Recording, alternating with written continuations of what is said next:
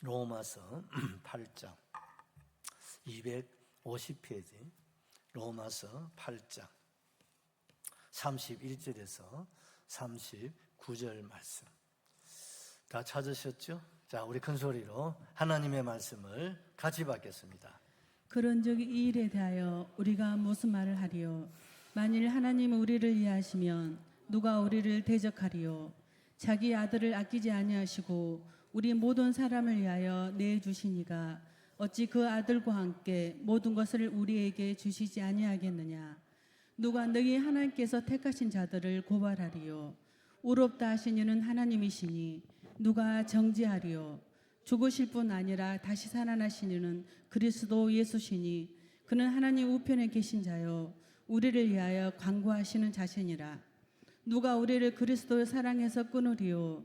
환난이나 공고나 박해나 기근이나 적신이나 위험이냐 칼이랴. 기록된 바 우리가 종일 주를 위하여 죽음을 당하게 되며 조살당한 양같이 여김을 받았나이다 함과 같으니라.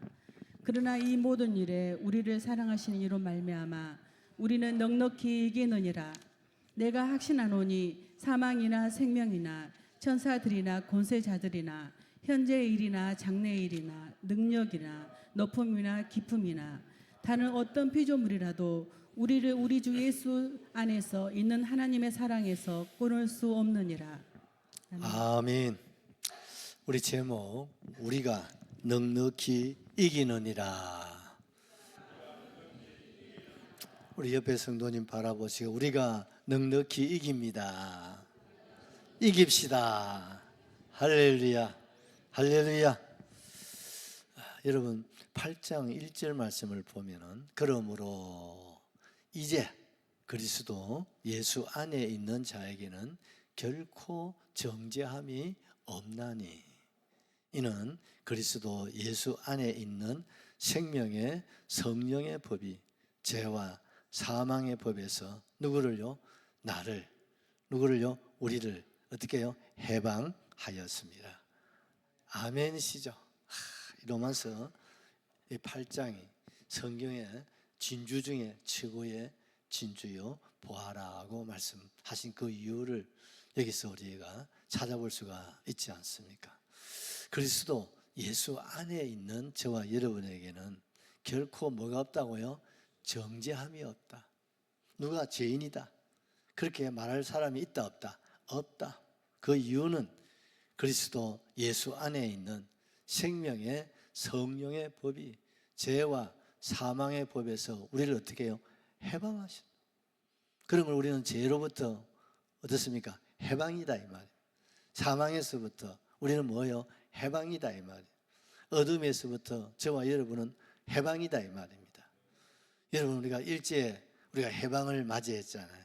우리 힘과 노력으로 해방된 거 아닌 거 아시죠? 여러분 연합유엔군에 의해서 연합군에 의해서 우리가 해방을 맞이했잖아요.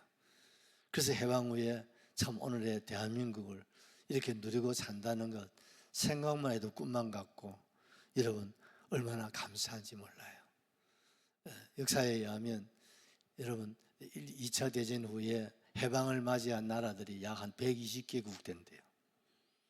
그런데 그 120개국 나라 중에서 여러분 외국에서 보조를 받는 나라에서 이제 세계를 향해서 이렇게 보조하고 지원하는 국가는 유일하게 한 나라밖에 없대요. 어느 나라겠습니까? 우리 대한민국입니다. 아멘이지. 얼마나 자랑스러운지 몰라요. 여러분 전 세계 하나님 참 우리가 지원을 받고 옛날 우리 해방을 맞이하고 우리가 이승만 대통령이 이 나라를 건국했을 때는 전 세계에서 제일 가난한 나라가 가나, 그 다음에 못 사는 나라가 대한민국이었습니다. 북한은 우리보다 훨씬 잘 살았어요.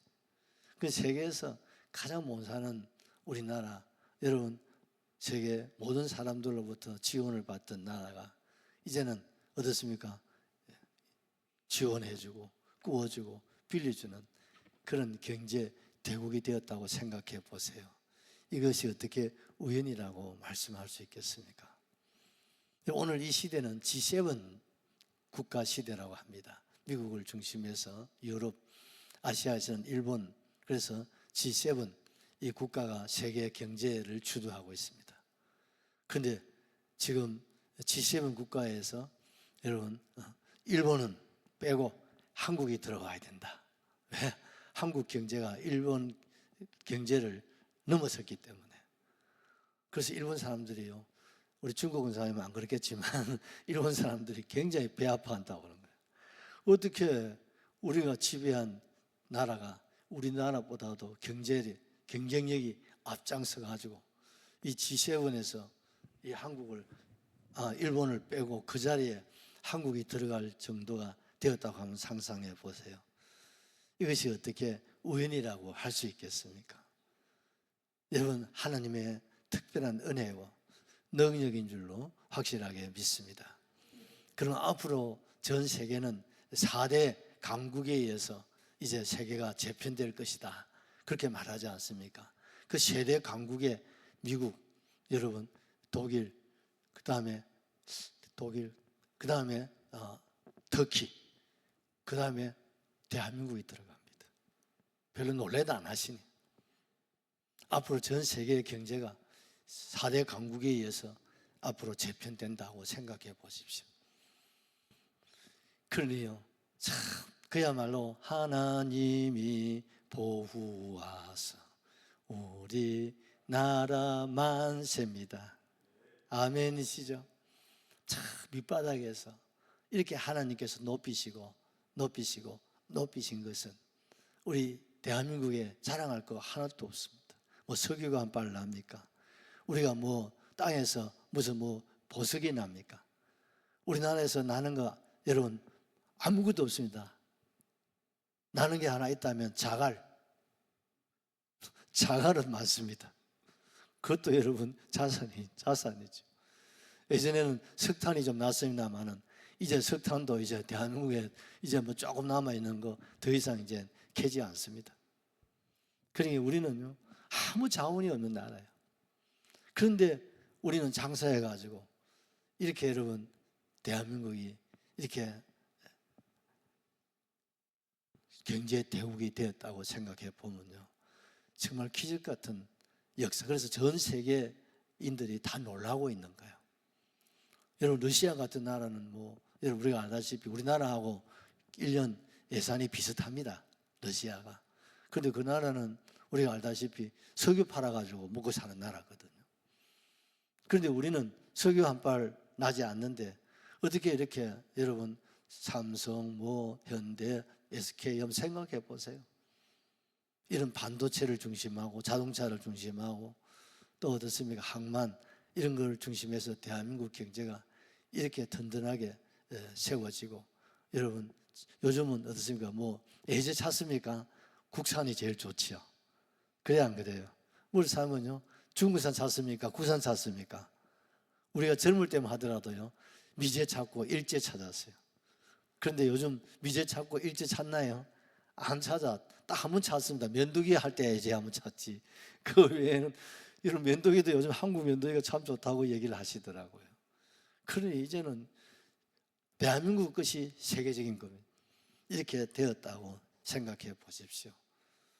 이렇게 되어진 그 원인이 어디 있을까? 딱 한 가지가 있습니다. 뭐가 있습니까? 1천만 성도가 있다는 겁니다. 아멘이시죠? 전 세계 기독교를 주도하고 있는 것이 대한민국 교회입니다.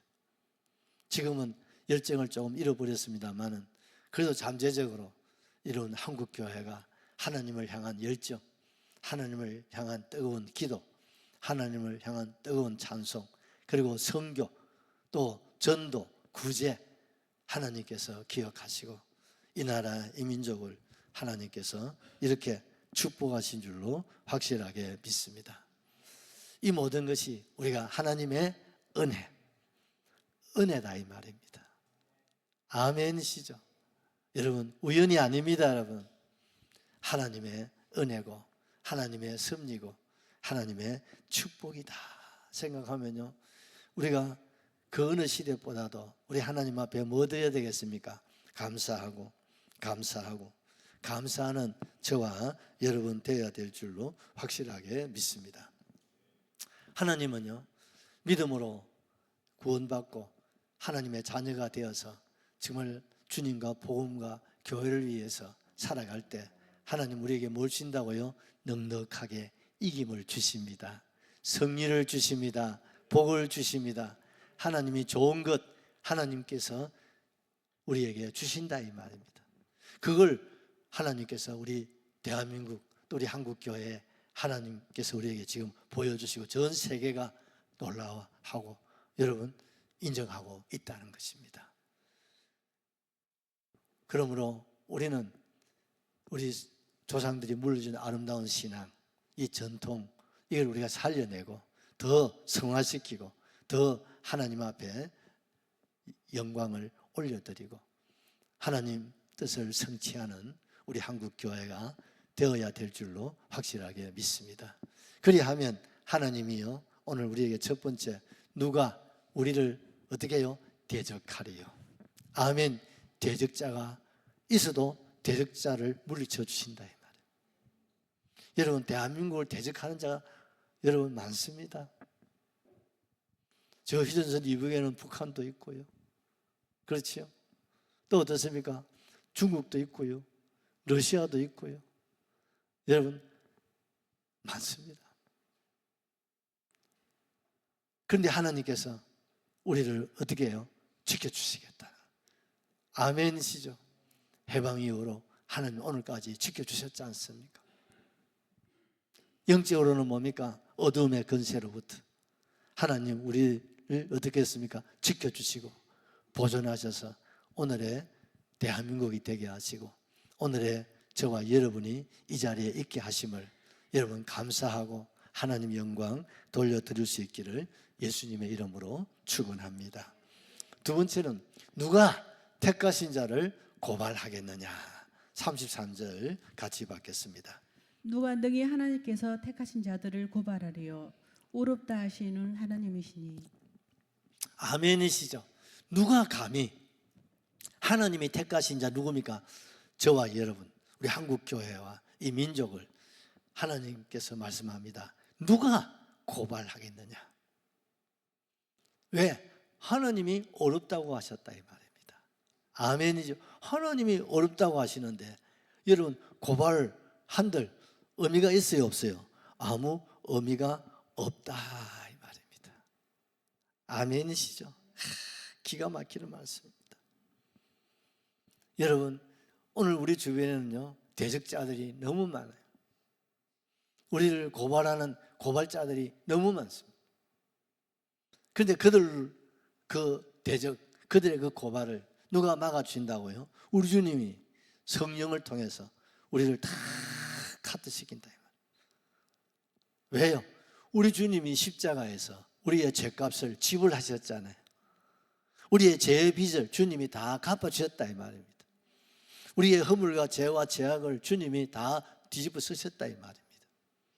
그런 거로 하나님이 이제 우리를 어떻게 해요? 어렵다고 선포하셨다.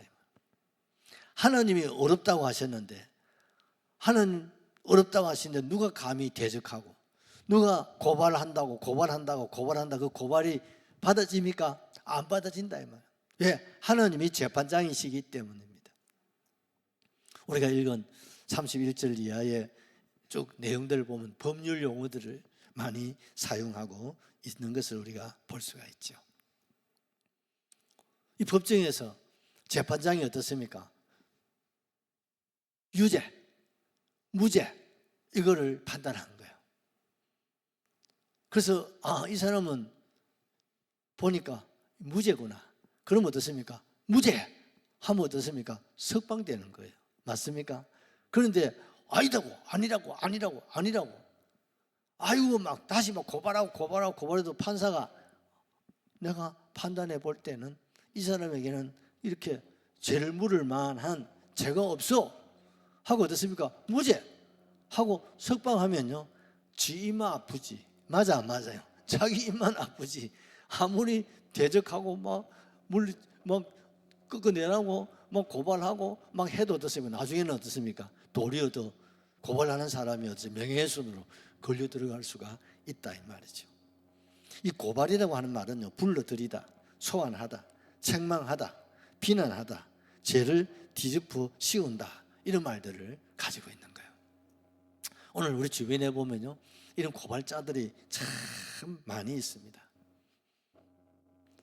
우리 옛날에 이런 말 했죠. 사촌이 논사면 뭐가 아프다? 배가 아프다. 참 이게 좋지 않은 이 사자성어인데요. 왜 사촌이 논사면 축하할 일이고 축복할 일인데 왜 사촌이 논을 사면 배가 아프다고 그러시겠습니까? 우리 민족이 원래 그런 민족이 아니거든요. 우리는 백의 민족이고 또 우리는 홍의 인간이단 말이에요. 옛날 저희들이 어릴 적만 하도 우리 삼촌 결혼하셔가지고 삼촌 두 분 가정이 우리 집에서 같이 살았단 말이에요. 그러니까 사촌들하고 같이 자란 거예요.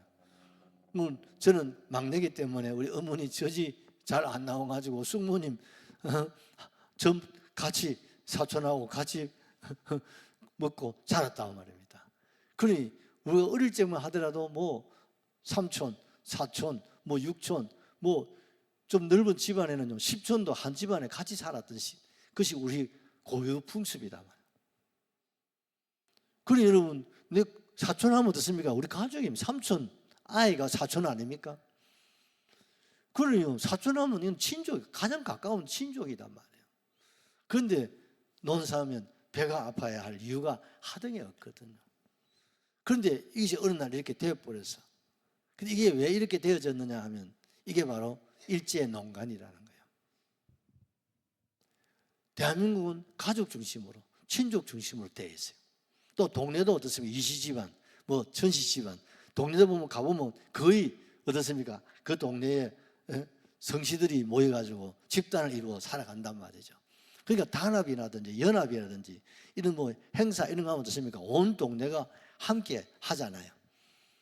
그러다 보니까 어떻습니까? 독립운동하시고 할 때 어떻습니까? 숨겨주고 감추어주고 또 독립운동하는데 모두가 마음이 모아져서 같이 나가서 막 의사 하고 여러분 일본 떠나가라 우리나라는 자주 대한민국이다 하고 막 이래서 하니까 일본의 경찰이 헌병들이 딱 보니까 야 이거 안 되겠다 이걸 흐트러 놔야 되겠다 그래서 어떻습니까? 신고제를 만든 거예요. 가족 간에 또 북한처럼 말입니다. 10가구를 뭐 몇 가구를 한 팀을 만들어가 서로 감시 감독하고 그래서 신고하면 어떻습니까? 상금을 주고 덕을 끼치고 신고 안 하면 불이익을 주고 이런 일들을 일제가 저지른 거예요. 그러다 보니까 어떻습니까? 집안끼리 어떻습니까? 말도 할 수가 없고 또 이런 일이 있으면 신고하지 않으면 불이익이 당하다 보니까 이런 일들이 일어나게 되었다는 사실을 생각해 보면요.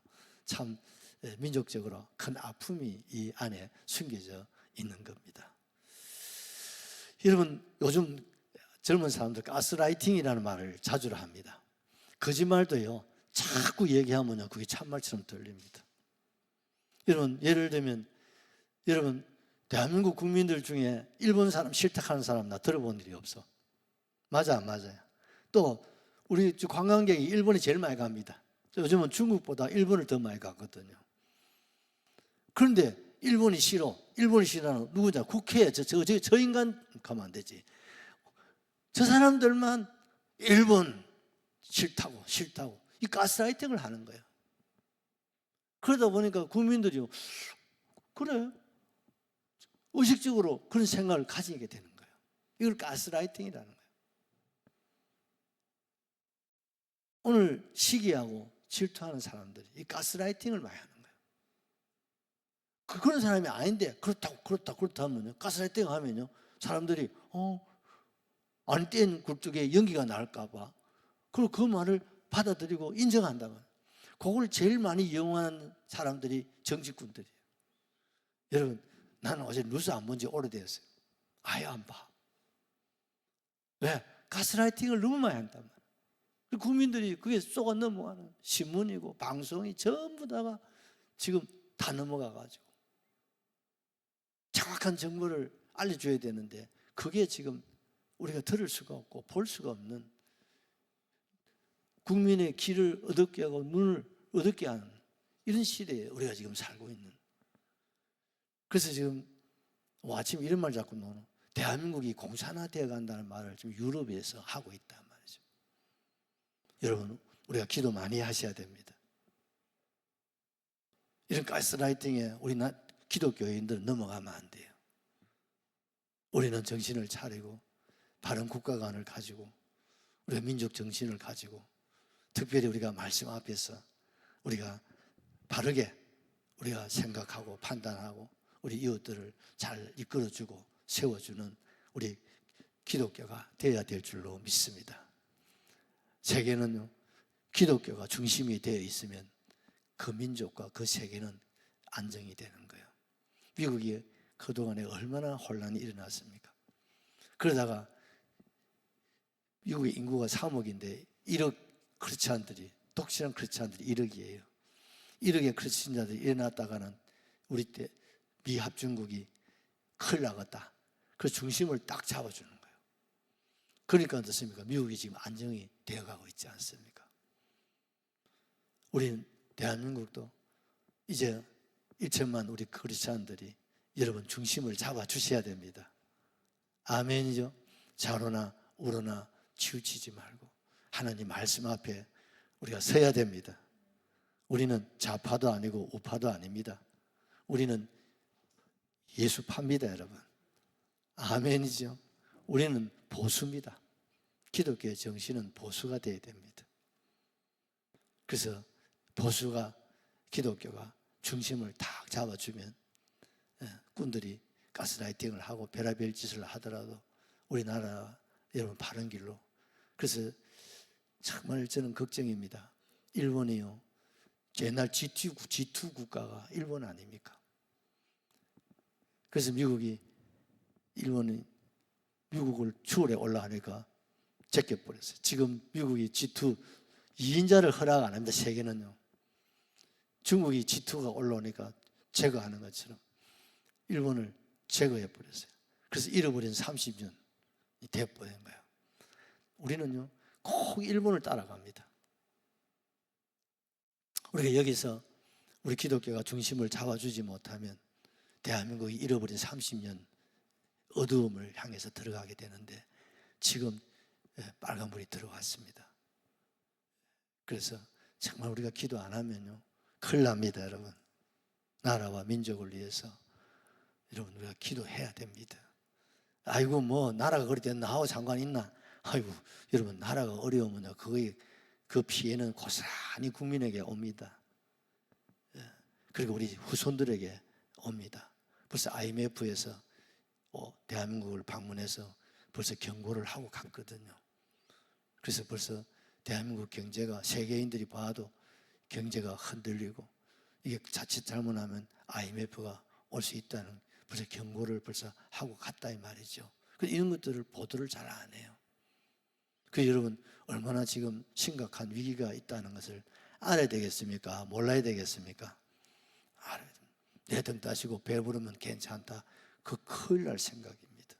특별히 국가가 어렵고 하면요, 그 가장 큰 피해는 교회가 보게 되어 있습니다. 그래서 더더욱 우리가 정말 하나님 앞에 기도 많이 하시고, 이 위기에서 대한민국은요, 기회를 만들어내는 일에 절묘한 힘이 있습니다. 아멘이시죠? 그게 대한민국의 국민성입니다. 대한민국은요, 위기를 당하면 뭉치고 좀 기회가 주어지면요, 흩어집니다. 참 이건 참 안 좋은 민족성이기도 합니다만은, 그러나 한 가지 좋은 건 위기를 당하고 어려움을 당하면 뭉치는 것은 전 세계가 인정하고 있습니다. 그래서 이때 그 저력을 우리가 발휘해야 할 때가 아닌가 생각을 해보는 거예요. 그러나 주님이 한국교회를 붙들고 계시면 하나님께서 이것 또한 합력해서 선을 이루게 될 줄로 확실하게 믿습니다. 여러분, 세계는요, 한국이 잘 사는 걸 별로 기뻐하지 않습니다. 우리 주변도 마찬가지입니다. 왜 우리가 통일이 안 됩니까? 통일을 이웃에 있는 국가가 별로 원치 않기 때문에 그렇습니다. 특별히 강대국이 별로 원치를 않습니다. 그래서 대한민국 통일이 계속 늦춰지고 있는 겁니다. 그렇지만 지금은 상황은 좀 달라졌습니다. 대한민국 통일을 가장 싫어하는 중국, 러시아가 이제 힘을 빼고 무너지고 있습니다. 또 우리의 통일을 좀 경계하는 일본이 있었는데 일본이 한국 통일을 지지하고 있습니다. 미국은 말할 수 없이 우리 우방이니까 통일을 지지하지요. 그래서 어쩌면 대한민국이 이런 위기 속에서 기회를 만들어서 통일까지도 얻어낼 수 있는 그런 또 찬스가 있다는 사실을 생각하면 우리가 희망을 가지고 우리가 기도하고 우리가 믿음으로 우리가 좀 더 힘을 내시면 하나님 이 또한 모든 것이 합력해서 선을 이루게 될 줄로 믿습니다. 여러분 오늘 우리가 본문 아까 읽은 내용 한 번 더 33절을 보십시오. 누가 능히 하나님께서 택하신 자들을 어떻게 해요? 고발하겠느냐? 여러분 누가 대한민국을 고발하고 누가 저와 여러분들을 고발하겠느냐? 하나님이 물으십니다. 여러분 누가 우리를 고발할까요? 같이 합시다. 내 양심이다. 내 양심이 나를 고발합니다. 맞아 안 맞아요? 하나 보시죠. 로마서 2장 15절. 누가 능히 하나님께서 이런 이들은 그 양심이 증거가 되어 그 생각들이 서로 혹은 고발하며 혹은 변명하여 그 마음에 새긴 율법의 행위를 나타내느니라. 여러분 율법은 모세 시대에 들어왔잖아요. 그러면 아담으로부터 모세 시대까지는 여러분 율법이 있었나요? 없었나요? 없었어요. 그 하나님께서 그 아담 시대부터 여러분 모세 시대까지는 가끔 특별한 일이 있을 때만 하나님이 개입하시고 말씀하셨지 않습니까? 그럼 그때는 어떻게 세계 질서를 잡아서 살아갈 수 있도록 하셨을까? 같이 합시다. 양심이다. 하나님이 양심을 주셔가지고 그 양심의 소리에 귀를 기울이고 그 양심의 법에 따라서 살게 하셨다 이 말입니다. 아멘이시죠? 여러분 지금도 하나님 주신 양심이 오늘 우리를 이 자리로 인도하신 줄로 믿습니다. 우리가 무슨 일을 하실 때, 판단하실 때, 또 말을 할 때, 행동할 때나 우리가 여러 가지 활동하실 때 우리 속에 양심의 소리를 들어야 안 들어요? 여러분 못 듣는 사람은 너무 바빠서 그래요. 여러분 우리가 너무 여유가 없습니다. 잠시라도 여유가 없습니다. 조금 여유가 있으면 유튜브 들어가 보지, 텔레비 봐야 되지, 막 또 자기 일을 해야 되지, 뭐 살림 살아야지. 그러니까요 양심의 소리를 들을 틈이 없는 거예요. 여유가 없단 말이에요. 맞아 안 맞아요? 좀 생각도 좀 하고 조금 여유를 좀 가지고 이래야 되는데 오늘 여러분 우리 주변에 한번 보십시오. 여유가 없어요. 여유가 없어요. 여러분도 그렇죠? 하루 생활하는 마음에 여유가 없어요. 너무 바쁜 거예요. 왜? 틈을 안 주는 거예요. 그 틈에 또 뭐 카페 가서 차도 한잔 마셔야 되고 막 얼마나 틈을 안 주고 살아가는 거야. 그러니까요 양심의 소리에 귀를 기울일 여유가 없고 그 소리를 들을 수 있는 시간도 없는 거예요. 그래서 여러분 우리가 바쁜 중에서도 여유를 좀 가지면 좋겠습니다. 조금 틈을 가지고 좀 생각을 해보면요 내 안에서 양심의 소리를 들을 수가 있습니다. 그 양심의 소리 여러분 그것만 듣고 살아도요 우리가 주님과 복음과 교회에서 또 부끄러움 없는 삶을 살아갈 수 있는 줄로 그렇게 믿습니다. 그런데 이 양심의 소리를 또 하나 들을 수 없는 게 뭡니까? 죄입니다. 이놈의 죄가 우리의 양심을 소리를 듣지 못하도록 막아버려요. 그래서 어떻습니까? 이 양심이 이제는 기능을 상실해 버렸어요. 여러분 갈증이라는 거 아시죠? 제가 갈증을 많이 느끼거든요. 설교하다 보면 죄송합니다. 여러분 이 물을 조금 마셔서 이해를 좀 잘하고 계시죠? 사실 이게 실례인데 이 갈증이 생겨서 그래요. 그런데 나는 하루 종일 물 안 마셔도 갈증이 없다는 사람 손 한번 들어봐.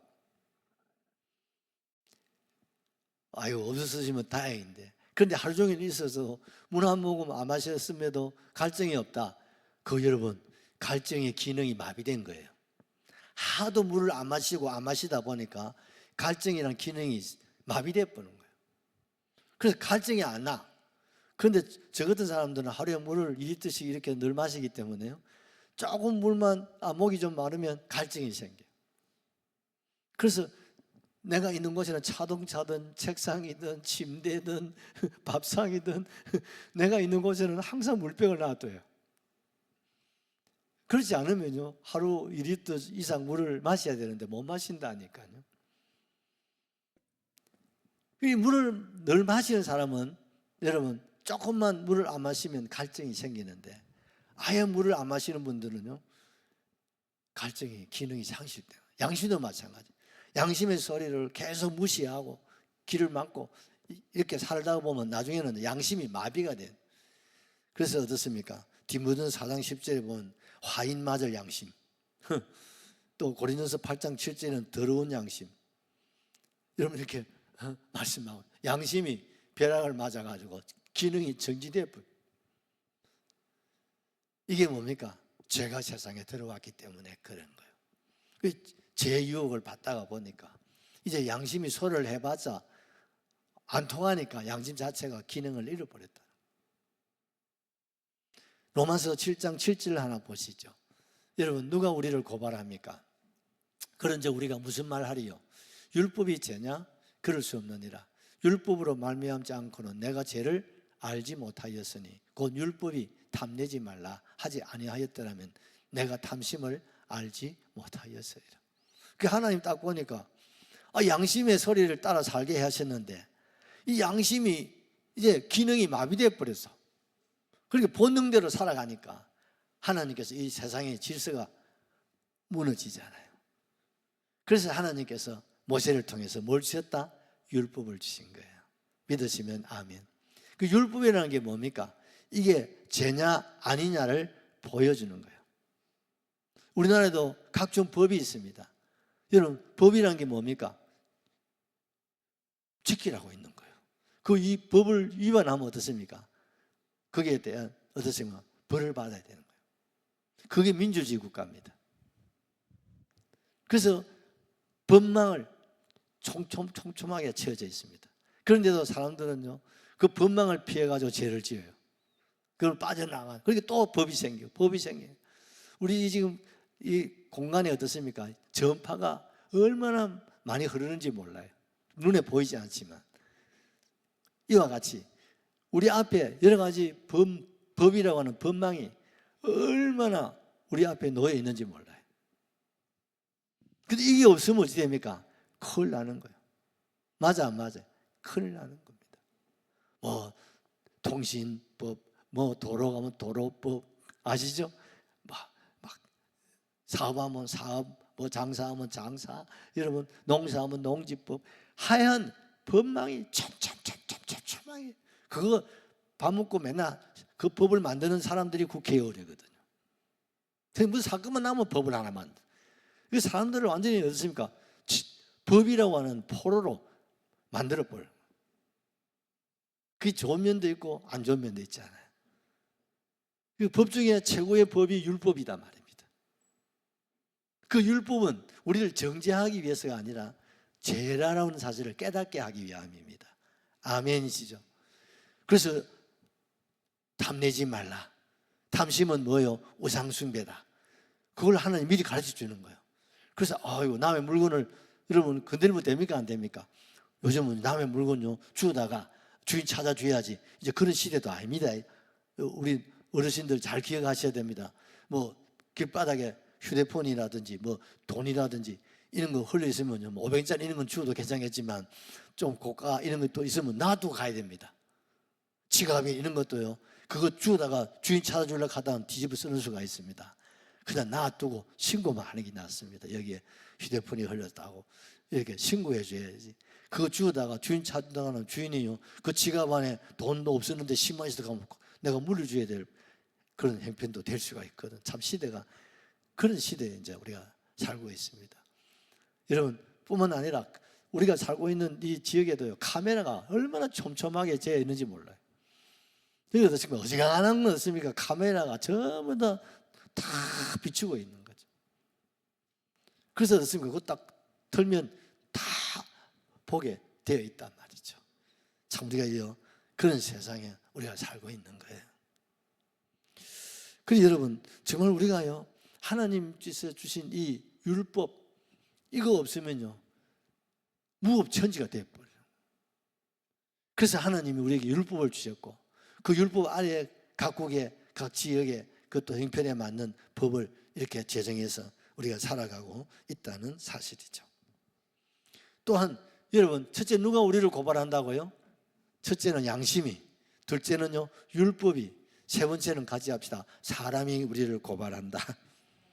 이사야 50장 8절 9절을 하나 보십시다. 이사야 50장 8절 9절 보면 나를 어렵게 하신 이가 가까이 계시니 나와 다툴 자가 누구냐? 나와 함께 설지어라. 그렇게 말씀하고 있습니다. 여러분, 우리를 고발하는 것이 이제는 양심이, 이제는 율법이, 이제는 주위에 있는 사람이 고발한다. 요새는요, 원수가 멀리 있는 게 아니라 집안에도 원수가 있어가지고 아내가 남편을 고발하고, 남편이 아내를 고발하고, 자식이 부모를 고발하고, 참 부모가 자식을 고발하는 이런 웃지 못할 이런 시대에 살고 있습니다. 아이고, 목사님, 그런 나라는 저 북한이나 있지 대한민국에 그런 게 있겠습니까? 대한민국도 그렇습니다. 그만큼 참 오늘날 이 세상이 참 어떻습니까? 살기 등등한 겁니다. 좋은 면에서는 생존 경쟁이기도 하고요. 이런 시대에 우리가 살고 있다고 생각해 보십시오. 또 우리를 누가 고발합니까? 같이 합시다. 사탄이 우리를 고발한다. 아멘이시죠? 사탄이가 우리를 고발한다 이 말입니다. 누가 앞에? 하나님 앞에 시시때때로 하나님께 고발한다고 말씀하고 있습니다. 그러나 판단은 누가 하십니까? 하나님께서 하신다 이 말입니다. 여러분, 양심이 고발하고, 또 율법이 고발하고, 사람이 고발하고, 또 어둠의 권세가 우리를 고발해도 하나님께서는 우리의 모든 그 죄값을 알고 계세요. 우리의 부족을, 우리의 허물을, 우리의 실수를 알고 계십니다. 그래도 하나님이 우리를 정죄하지 않습니다. 왜? 우리 주님께서 그 죄값을 이미 계산하셨다 이 말입니다. 믿으시면 아멘 하십시다. 우리가 고발을 하나님께 할 때 하나님께서 그래, 내가 다 알고 있어. 그 인간 그래, 그 집사 그래, 그 장로 그래, 그 목사 그래, 그런 거 해서. 그러나 그 죄값을 내가 물을 수가 없어. 왜요? 그 죄값을 누가? 예수님이 십자가상에서 살을 찢고 피를 쏟아서 어떻게 속량하셨다 이 말입니다. 그래서 하나님은 어떻습니까? 본인이 저지른 것은 유죄지만 예수의 보혈의 피를 생각하셔서 주님이 뭐라고요? 무죄라고 판단하신다. 영광의 하나님께 박수 올려요. 우리 로마서 5장 8절에서 한번 보십시오. 우리가 아직 뭐 되었을 때, 우리라는 말을 자기 이름으로서 한번 같이 하십시다. 우리가 만상이가 아직 죄인 되었을 때 그리스도께서 만상이를 위하여 죽으심으로 하나님께서 만상에 대한 자기 사랑을 확정, 아멘, 무죄라고 선포하셨다 이 말입니다. 9절도 한번 보실까요? 5장 9절 안 되나? 여러분, 하나님께서 우리에 대한 자기 사랑을 확정하셨기 때문에 이제 우리는 어떻습니까? 모든 죄로부터 자유입니다. 대적자로부터 자유입니다. 누가 우리를 고발한다고 해도 하나님 그걸 받지 않으신다 이 말입니다. 그러면 이제 우리가 그의 피로 말미암아 어렵다 하심을 받았으니 더욱 그로 말미암아 진노하심에서 우리를 구원받은 것이다. 아멘이시죠. 그 진노하심에서부터 하나님 우리를 어떻게 하셨다고요? 구원하셨다 이 말입니다. 아멘이시죠? 17도 되나? 하나님께서요 참 우리에게 주신 이 은혜가 얼마나 큰지 몰라요. 안 된대요. 세 번째, 누가 우리를 정죄하리요 라고 말씀합니다. 34절을 보십시다. 누가 정죄하리요 죽으실 뿐 아니라 다시 살아나신 이는 그리스도 예수시니 그는 하나님의 우편에 계신 자요 우리를 위하여 간구하시는 자신이라. 아멘. 누가 감히 저와 여러분을 정죄하겠느냐? 하나님, 저 얼적에 아무개 저 죄인입니다. 저 지옥 갈 죄인입니다. 저거 용서받을 수 없어요. 저는 아주 죄질이 나빠요. 이렇게 막 정죄하는 거예요. 거짓말을 쓰는 게 아니라 사실이 맞아 안 맞아요? 사실이란 말입니다. 그런데 하나님 말씀은 누가 정죄하겠느냐? 죽으실 뿐 아니라 다시 살아나신 이는 그리스도 예수가 계시기 때문에 정죄받을 짓을 했어 안 했어? 했습니다. 그러나 하나님 우리를 정죄하지 않는다 이 말입니다. 아멘. 정죄받을 짓을 뭐 적게만 했겠습니까? 유죄 뭐 하루에도 얼마나 많겠습니까? 그러나 하나님은 정죄하지 않는다 이 말. 제가 없어서 정죄하지 않는다는 말 아닌 거 아시죠? 마땅히 정죄받을 죄를 범했습니다. 그렇지만 하나님은 정죄하지 않는다. 아이고, 그럼 하나님은 불법 재판관이시구만. 하나님은 공의로우신 재판장이십니다. 왜요? 우리 예수님이 우리가 받을 정죄를 대신 받으셨기 때문입니다. 은혜입니다, 여러분. 은혜입니다, 여러분. 여러분, 정죄라고 하는 말의 뜻이 뭐냐 하면요, 반대하여 판단하다, 불리한 판단을 한다, 유죄를 선고한다, 이런 의미를 가지고 있어요. 마땅히 정죄받아야 짓을 했고 정죄받아야 할 그런 죄인이 틀림없습니다. 누가 하나님 앞에 어렵다고 할 장사가 있겠냐 이 말. 모든 사람이 죄를 범했다고 성경은 말씀하고 있지 않습니까? 그러나 하나님 우리를 정죄하지 않는다. 믿으시면 아멘 하시죠. 그래서 우리가 8장 1절에도 아까 읽었지만 그러므로 이제 그리스도 예수 안에 있는 자에게는 결단코 뭐요? 정죄함이 있다? 없다? 없다. 아멘. 어느 안에? 예수 안에 정죄가 없다. 그러면 예수 밖에는 정죄함이 어찌 그리 잘 아십니까? 여러분, 같은 죄인이라도 예수 안에 있는 죄인은 정죄가 없고 같은 죄인이라도 예수 바깥 동네의 죄는 정죄함을 받는다 이 말. 그게 하나님의 공입니다. 아멘이시죠? 우리는 예수 안에 있기 때문에 같은 죄를 지어도 정죄가 없습니다. 왜? 하나님 봐주는가? 하나님 봐주는 거 없어요. 그런데 왜 예수님이 우리의 정죄를 대신 받으셨다 이 말. 아멘이죠? 우리가 카페 가서 차를 한잔 마시면 누가 한 사람이 돈을 지불하면 다른 사람은 어떻습니까? 돈 지불할 일이 있나요 없나요? 없지요. 왜? 이미 값을 지불했잖아요. 그러면 잘 먹었습니다, 감사합니다, 그러면 되는 거예요. 맞아 안 맞아요? 우리 예수님이 우리의 정죄를 값을 주님이 지불하셨다 이 말입니다. 그런 걸 우리는 주님 앞에 뭐 하면 됩니까? 고맙습니다, 감사합니다, 아멘이죠. 돈을 지불한 게 아닙니다. 예수님의 생명을 지불하셨단 말입니다. 죄값이 그렇게 무서운 거예요. 돈이 아닙니다. 무슨 이름이 아닙니다. 건세가 아닙니다.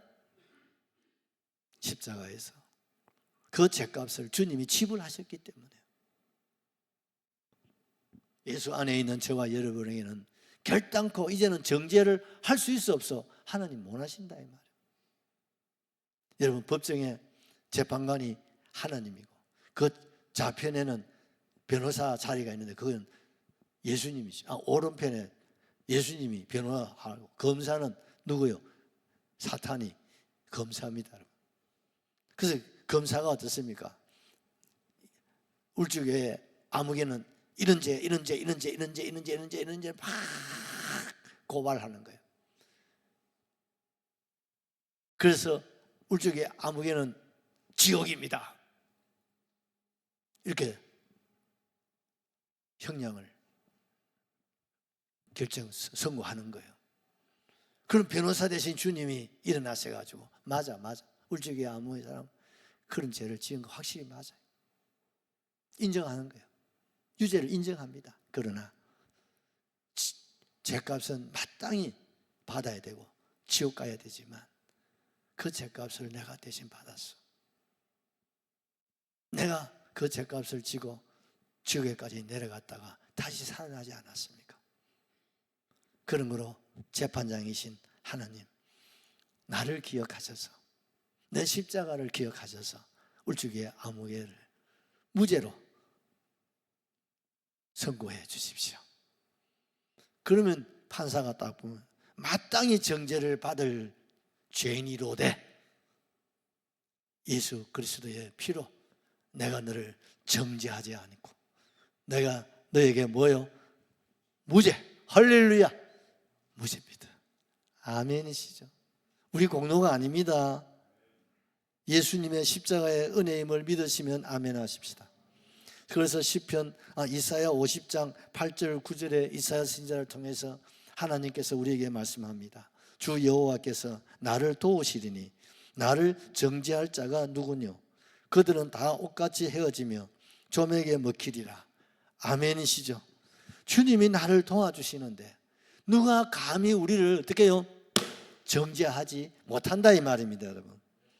로마서 8장 1절에 우리가 읽고 시편 37편 33절도 보면 여호와는 저를 그 손에 버려두지 아니하시고 재판 때에도 정죄하지 아니하시리로다. 아멘이시죠? 재판 때에도 뭐 하지 않는다? 정죄하지 않는다. 뭐 때문에? 예수님의 십자가입니다. 십자가입니다, 여러분. 십자가입니다, 여러분. 우리 주님의 그 십자가가 없었다면요, 우리도 예수 바깥에 있는 사람들처럼 정죄받아서 어디 가야 됩니까? 죄인으로 살다가 지옥의 나락에 떨어지는 거예요. 열애가 있을 수가 없어요. 그런데 하나님의 택하심을 받고 하나님의 부르심을 받고 주님의 십자가 보혈로 어루우심을 입고 우리 하나님의 거룩함을 입은 저와 여러분들은 누구 때문에? 예수님 때문에 모든 죄 사함 받고 우리가 자유를 얻고 하나님의 자녀가 되고 하나님의 상속자가 되고 우리가 하나님의 나라 천국에서 사랑하는 주님과 함께 영생 복락을 누리게 되었다 이 말입니다. 이것이 주님의 은혜임을 여러분 꼭 기억하시고 여러분 오직 예수님 예배신앙 천국신앙 우리가 살아가야 돼요.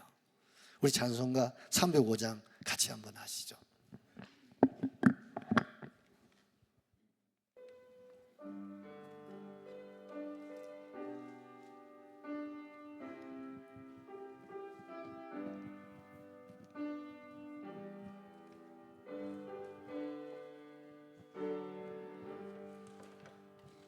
나 같은 죄인 살리시 주 은혜에 올라가 길 얻은 생명 찾았고 광명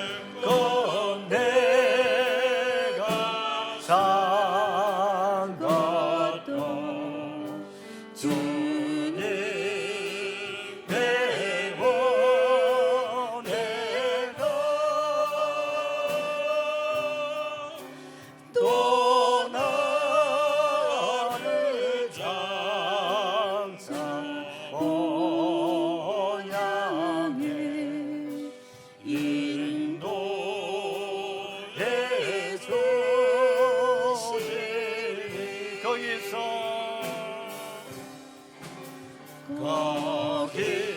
거기서 우리 영원히 주님의 원내로